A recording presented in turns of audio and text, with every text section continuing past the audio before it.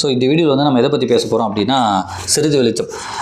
அறியப்படாத தமிழகம் தோ பரமசிவன் அவர்கள் எழுதியது. அது சிறிது வெளிச்சம் புத்தகத்தை வந்து பேசி பேசி அதுவே மைண்டில் உட்காந்துருச்சு.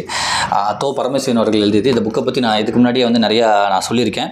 இது வந்து கிட்டத்தட்ட வந்து ஒரு 2000 வருஷத்தோட வரலாறு வந்து இதில் இருக்கும். ஒரு நம்மளோட பழக்க வழக்கங்கள், நம்மளோட உணவு முறைகள், நம்மளோட உறவு பெயர்கள், இது எல்லாமே எப்படி வந்துச்சு, அதுவும் சாப்பாடு, நம்ம சாப்பிட்ற சாப்பாடு, அப்புறம் இந்த பிச்சைக்காரர்கள், அப்புறம் இந்த பிரியாணி, இதுலேருந்து எல்லாமே வந்து எப்படி வந்துச்சு, எங்கேருந்து வந்துச்சு, இப்போ இதெல்லாம் நம்ம ஃபாலோ பண்ணிக்கிட்டு இருக்கோம் அப்படின்றது வந்து முழுக்க முழுக்க இந்த புத்தகத்தில் இருக்கும். சும்மா மட்டும் ஒரு இன்ஃபர்மேஷனாக இல்லாமல் அதுக்கான எப்படி சொல்கிறது, இப்போ ஒரு இன்ஃபர்மேஷன் இருக்காங்க, இல்லை இந்த மாதிரி நம்ம சாப்பிட்ருக்கோம் அப்படின்னா, இந்த மாதிரி ஒரு பழக்க வழக்கம் இருந்திருக்குன்னா அதுக்கான சான்று வந்து இந்த ஒரு ஊரில் உள்ள கல்வெட்டில் இருக்குது அப்படின்றது இருக்கும்.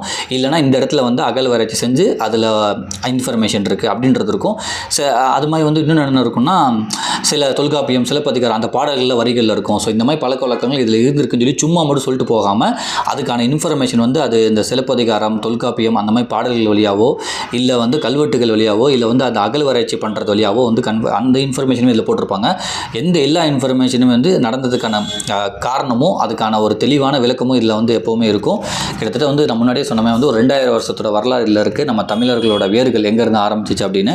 இப்போ இதில் என்ன பார்க்க போகிறோம்னா, சோறு விற்றல், சாப்பாடு வந்து இப்போ நம்ம விற்றுக்கிட்டு இருக்காங்களா ஹோட்டல்லாம் வந்து, இது எங்கேருந்து ஆரம்பிச்சிச்சு, உண்மையிலே நம்ம வந்து தமிழர்கள் வந்து சாப்பாடு இதுக்கு முன்னாடி விற்றுக்கிட்டு இருந்தாங்களா, இல்லை இதுக்கு முன்னாடி சாப்பாடு வந்து எந்த மாதிரி கொடுத்துருக்காங்க, எப்படி வந்து சாப்பாடு ஹோட்டல்லாம் வந்து ஆரம்பிச்சிச்சு அப்படின்றது வந்து இங்கே இருக்கும். சோறு என்பதுக்கு இப்போ நம்ம சோறுன்னு சொல்கிறோம்ல, அதுக்கு வந்து அவிழ்பதம் அப்படின்னு சொல்லி அந்த 2 வார்த்தையில் சொல்லியிருக்காங்க. சோறு அவிழ்பதம் அப்படின்னு. சோறு அவிழ்பதம் ஆகிய 2 சொற்களும் பழைய இலக்கியங்களில் வழங்கப்படுகின்றன. இன்று நெல்லரிசி சோறு மட்டுமே சோறு என்ற பொருள்களில் வழங்கப்படுகிறது. இப்போ நம்ம சாப்பிட்றதுல வந்து அந்த நெல்லரிசி சோறு. ஆனால் இதுக்கு முன்னாடி அந்த சோறுன்றது வந்து அந்த புஞ்சை நிலத்தில் வந்து என்ன சொல்ல, அந்த வாழும் மக்கள் என்னென்ன சாப்பிட்ருக்காங்கன்னா, கம்பு, சோளம், குதிரைவாளி ஆகிய தானியங்களை சமைத்து உண்ணும்போது கம்மஞ்சோறு, சோளச்சோறு, குதிரைவாளி சோறு என்றே கூறுகின்றனர். இப்போ கூட வந்து அந்த குதிரைவாளி அப்படின்னு சொல்லி இப்போலாம் வந்து ஒரு பழைய உணவுகள்லாம் இப்போ நம்ம தேடி தேடி போய் வாங்கிட்டு இருக்கோம். அதோட ரேட்டில் வந்து ரொம்ப அதிகமாக இருக்குது. ஸோ அதுக்குமே வந்து இங்கே சான்றாக இருக்குது. இதுக்கு முன்னாடி வந்து நம்ம அதெல்லாம் வந்து சாப்பிட்ருக்கோம். அந்த கருப்பு கலரில் ஒரு அரிசின்னு சொல்லுவாங்களா, அந்த அரிசி குதிரைவாளிலாம் இப்போ தேடி தேடி சாப்பிட்டுட்ருக்கோம். பட் ஆனால் தமிழர்கள் வந்து அதுதான் நம்ம முன்னாடி சாப்பிட்ருக்கோம். என்னென்னா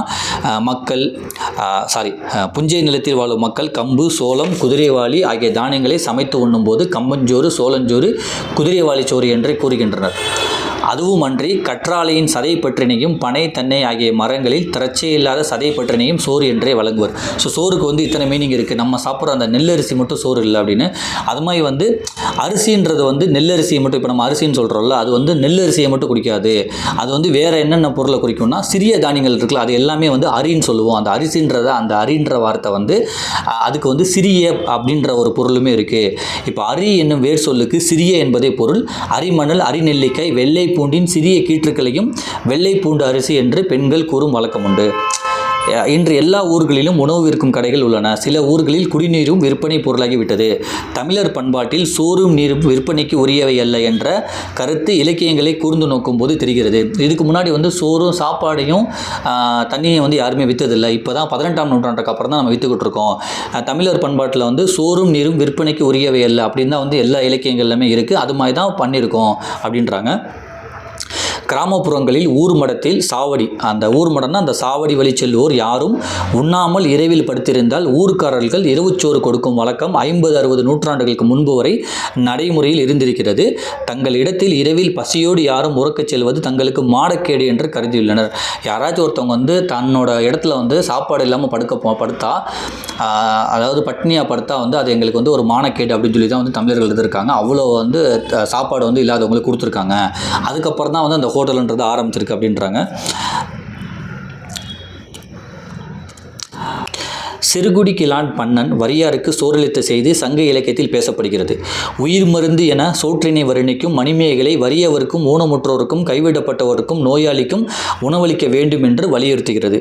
அப்புறம் தமிழ்நாட்டில் புகுந்த சமண சமயமும் அவங்களோட 4 வகை கொடைகள் இருக்குது. சமண சமயம் வந்து தமிழ்நாட்டில் வந்து அந்த வர்றப்ப அவங்க வந்து ஒரு 4 வகை கொடைகள் அவங்களோட சமயத்தில் இருக்குது. என்னென்னா சோறு, மருந்து, கல்வி, அடைக்கலம். இந்த 4ல் வந்து சோறுக்கு தான் வந்து ஃபஸ்ட்டு இம்பார்ட்டன்ஸ் வந்து கொடுக்குறாங்க அப்படின்றத அவங்களுமே வந்து சாப்பாடு வந்து எல்லாத்துக்கும் போய் சேரணும், சாப்பாடு வந்து விற்கக்கூடாது, சாப்பாடு வந்து எல்லாத்துக்கும் கொடுக்கணும், யாரும் பட்னியாக போகக்கூடாதுன்னு சொல்லிட்டு சமண சமயமே வந்து அவங்களோட 4 கொடைகளில் ஃபஸ்ட்டு வந்து சாப்பாடுன்றதை மென்ஷன் பண்ணியிருக்காங்க அப்படின்றாங்க.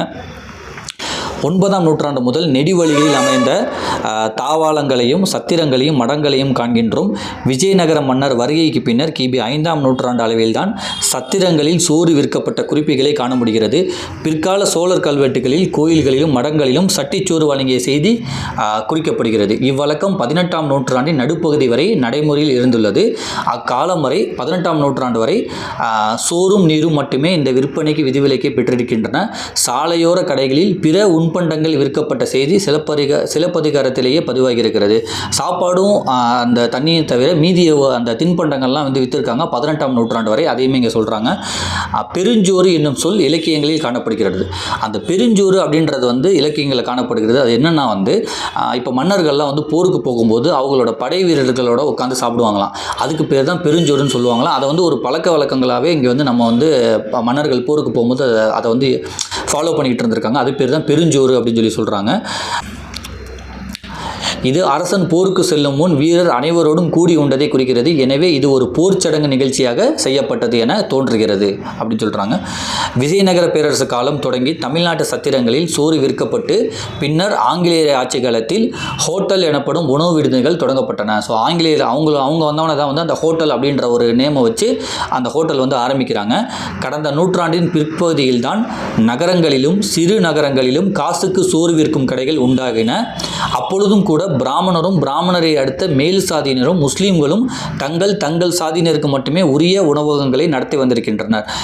இது அந்த ஆங்கிலேயர் வந்ததுக்கு அப்புறம் கூட வந்து அந்த பிராமணர் அந்த மேல் சாதியினர் அதுக்கப்புறம் முஸ்லீம்கள் அவங்களோட மக்களுக்கு மட்டுமே உணவுகளை வந்து நடத்திட்டு இருந்திருக்காங்க. அப்போ கூட வந்து அந்த கீழ் சாதியினர் சொல்கிறவங்க வந்து அப்போ அவங்க சொல்லிட்டு இருந்திருக்காங்க. அவங்க அந்த கீழ் சாதியினர் வந்து யாரெல்லாம் அவங்க நினச்சிட்டு இருந்திருக்காங்களோ அவங்கெல்லாம் வந்து ஹோட்டல்லாம் நடத்தலை, அவங்களுக்கு வந்து அந்த பர்மிஷனும் கிடைக்கல அப்படின்றாங்க. அப்போ வந்து நாட்டு விடுதலைக்கு பின்னரே பிற சாதியினர் உணவகம் நடத்தும் தொழிலை மேற்கொள்ள தொடங்கினர். ஸோ 1947க்கு அப்புறம் தான் நமக்கு சுதந்திரம் கிடைச்சதுக்கு அப்புறம் தான் வந்து பிற சாதியினர் எல்லாமே வந்து ஹோட்டல் ஆரம்பித்து எல்லாத்துக்குமே வந்து சாப்பாடு விற்க ஆரம்பிச்சிருக்காங்க. ஆனாலுமே வந்து அந்த நாட்டு விடுதலைக்கு பின்னரும் பிராமணர் மட்டும் உண்ணும் உணவகங்கள் இருந்தன. ஸோ பிராமணர் வந்து அவங்களோட மக்கள் மட்டும்தான் உண்றதுக்கான உணவகங்கள் மட்டும் வந்து வச்சுக்கிட்டு இருந்திருக்காங்க. 1947க்கு அப்புறம் அதை வந்து பெரியாரும் அந்த பெரியார் ஈவேரா வந்து அதை எதிர்த்து அதெல்லாம் வந்து கேன்சல் பண்ணாங்க அப்படின்ற ஒரு வரலாறுமே இங்கே இருக்குது. இதுதான் வந்து சோறை பற்றி உள்ள வரலாறு. 18ஆம் நூற்றாண்டுக்கு அந்த ஒரு 50-60 வருஷத்துக்கு முன்னாடிலாம் வந்து கண்டிப்பாக நம்ம சாப்பாடு வந்து யாருமே விற்றதில்லை, தண்ணியும் விற்றதில்லை. ஆனால் இப்போ தான் வந்து ஒரு 1947க்கு அப்புறம் தான் வந்து எல்லாமே வந்து ஹோட்டல் ஆரம்பிச்சிருக்காங்க. அதுக்கு முன்னாடி வந்து ஆங்கிலேயர் ஆரம்பிச்சிருக்காங்க. அந்த வரலாறு இங்கே சொல்கிறாங்க. சோறுன்றதுக்கு வந்து அந்த நெல் சோறு மட்டும் இல்லை, அதுக்கு வந்து 2-3 பேர் இருக்குது. அந்த எப்படி சொல்கிறது அவில் பதம் அப்படின்றதையும் சொல்லலாம். அதுக்கப்புறம் வந்து அந்த கம்பம் சோளம் குதிரைவாளி அதில் சமைச்ச சாப்பாடையுமே வந்து சோறுன்னு தான் சொல்கிறாங்க. இன்னொன்று அரிசின்றதுக்கு வந்து அந்த நெல்லரிசி மட்டும் வந்து அரிசின்ற ஒரு பேர் வரல.